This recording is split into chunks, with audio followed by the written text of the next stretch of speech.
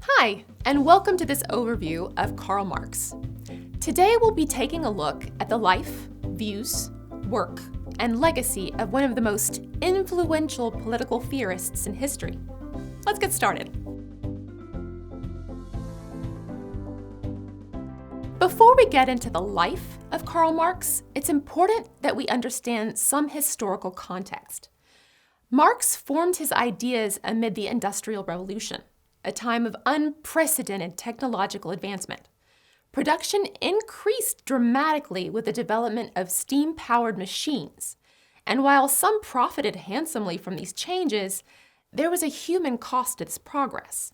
Workers endured long hours and dangerous working conditions for low wages. In response to these hardships, workers began to form unions to seek better conditions and pay. There were many social theorists at the time who would express their views on these economic changes and transitions, some of whom greatly inspired Marx. For instance, Henri Saint-Simon, the so-called founder of French socialism, argued for the state to have control of production. Essentially, he claimed that in order to have an effective society and economy, there needed to be a large industrial class, or working class. He also proposed that allowing everyone to have equal opportunities would eventually lead to social harmony. French utopian socialist Charles Fourier advocated for a more localized state based on smaller cooperative communities. He advocated for reconstructing society based on structures called phalansteres, which were four-level apartment buildings containing a self-sufficient community, with the rich on the top floors and the poor on the bottom floors. Robert Owen, a Welshman, attempted to establish self-sufficient communities in the United States in the 1820s, but without success. Marx would later dismiss Owen's ideas and attempts as being unrealistic. Another important development in Marx's lifetime was the revolutions of 1848. A series of movements swept across Europe, aiming to move away from monarchies and toward democracy. All these insurrections ultimately failed, but many of their aims would be realized within the next 25 years. As we'll soon learn, 1848 was a pivotal year in Marx's life. So, to the man himself. Karl Marx was born in the German city of Trier on May 5, 1818. Marx was the son of a Jewish barrister, Herschel Marx, who would later change his name to Heinrich and convert to Lutheranism. He made these changes to overcome the systemic discrimination against Jews in the professions. The young Karl was sent to the University of Bonn in 1835 to study law, but he transferred to Berlin the following year after running afoul of the Borussia Corps, a cadet branch of the Prussian police. This would certainly not be Marx's last brush with the law.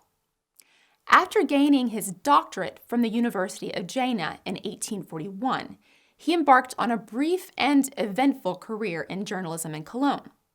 Within a year, Marx was appointed editor of the newspaper Rheinische Zeitung. Withering criticism of local authorities soon drew the attention of the censors, after an anti-Russian peace drew the displeasure of Nicholas I. The paper was suppressed by Prussian authorities in March 1843, and Marx left for Paris. He married his longtime fiancée, Jenny von Westphalen, the same year. His stay in the French capital helped develop many of the core tenets of Marxist thought concerning capital and labor. Equally important was the formation of a lifelong friendship with Friedrich Engels in December of 1844. Engels, the son of a mill owner, developed revolutionary ideas through studying George Hegel's work and attending lectures at the University of Berlin while completing his military service. On an 1842 visit to England, he gained a keen understanding of the working conditions in the textile factories and met his long-term partner, Mary Burns. Though they agreed with each other when it came to theoretical ideas, Marx and Engels were quite different people. Where Marx was messy and chaotic, Engels was neat and organized. Marx was almost always in dire financial straits, while Engels was quite well off and actually provided vital financial support to the Marxists for several years. Friedrich Engels and Jenny Marx were perhaps the only people who could decipher Karl's hurriedly scrawled handwriting, a skill that would allow Engels to organize and publish the second and third volumes of Capital after Marx's death. Marx left Paris for Belgium after once again incurring the anger of the authorities. In 1847, Marx and Engels merged the League of the Just with the Communist Correspondence Committee to create the Communist League. The League tasked Marx with developing a set of political principles for the new group. After several months of procrastination, the exasperated League wrote to Marx in January 1848 to demand the completion of the project by February 1st. Under the strain of an impending deadline and a cloud of cigar smoke, one of the most influential political pamphlets ever written was born. The Manifesto of the Communist Party is a rather misleading name, for there was no Communist Party at the time, nor were the handful of pages an actual manifesto in the sense of outlining specific policies. The pamphlet is divided into 4 chapters. The first, Bourgeois and Proletarians, describes human history as a struggle between classes. Simply put, the proletarians were the lower class, the slaves and workers. The bourgeoisie were the middle classes who struggled with the aristocracy and had come to own the means of production by the 19th century. Marx believed the downfall of the bourgeoisie was inevitable, as every increase in production would only enlarge the lower class proletariat. What the bourgeoisie therefore produces, above all, are its own gravediggers. The subsequent chapter calls for the abolition of private property and offers a 10-point communist program. Among them, the once radical idea of free public education for all children. The third chapter critiques other socialist movements, while the closing chapter discusses other revolutionary movements at the time. The manifesto ends with the familiar call to action to overthrow the ruling classes, imploring the workers of the world to unite. Shortly after the publication of the manifesto in February 1848, a series of revolutions broke out across Europe. These were not uprisings of workers, but of bourgeois liberals inspired by national independence and unity. Only in France was there a significant uprising of workers, which was swiftly crushed in the summer of 1848. Another revolt took place in Paris during the Franco-Prussian War of 1870 through 1871. After a year in Cologne and having been defeated by financial and legal troubles, Marx arrived in his next and final destination in 1849, London. Marx regularly contributed articles to the New York Daily Tribune and wrote extensively, but was constantly in financial hardship. His multi-volume epic, Capital, greatly expanded on the ideas explored in the Communist Manifesto and represented the culmination of nearly 3 decades of work. The first volume was concerned with production and the idea of surplus value.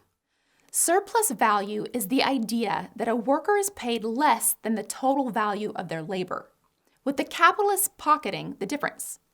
Volumes 2 and 3 came after Marx's death in 1883. The second volume focuses on circulation, while the final volume describes the inevitable collapse of the capitalist mode of production. As you can imagine, this is an extremely streamlined overview of over 1,100 pages of dense historical, economic, and political theory. Marx's influence during his own lifetime was rather limited, but has grown enormously in the years following his death. Trade unions professing Marxist ideals rose to prominence in Europe and America in the 1880s and 1890s. The Second International, an international organization of labor movements, was founded in 1889 and lasted until 1916. Large political parties began to form in Europe and modify Marxist ideas away from violent revolution and towards more peacemaking politics. However, things were quite different in Russia. The tyranny of Russian czars led to the formation of the Bolsheviks, an organization led by Vladimir Lenin.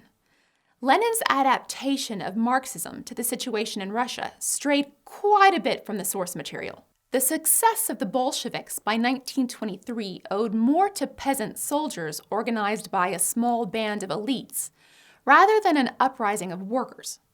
Marxism-Leninism supplied the ideological framework for other major revolutions, particularly in China. Elsewhere, the rise of communism was a source of a great deal of alarm. Over the course of the 20th century, a long catalog of atrocities was committed both in the name of Marxism and in opposition to it. In the 21st century, Marx remains an incredibly divisive figure, but the influence of his ideas can scarcely be overstated. Okay, before we go, let's look at a couple of review questions. Number 1, where did the ideas of socialism originate? A, France. B, Prussia. C, Bavaria. D, England. The correct answer is A, France. Remember, France was the home of the first socialist theories like Henri Saint-Simon and Charles Fourier. 2, which of the following best describes the bourgeoisie? A, the aristocracy. B, the working class.